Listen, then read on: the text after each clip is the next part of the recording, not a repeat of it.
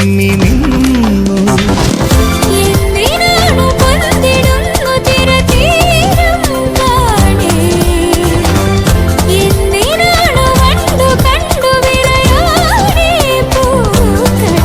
പറയൂ മനമേ, ചൊരിയൂ മധുരം പ്രിയതേ, എന്റെ ഹൃദയതാളം മുറുകിയോ,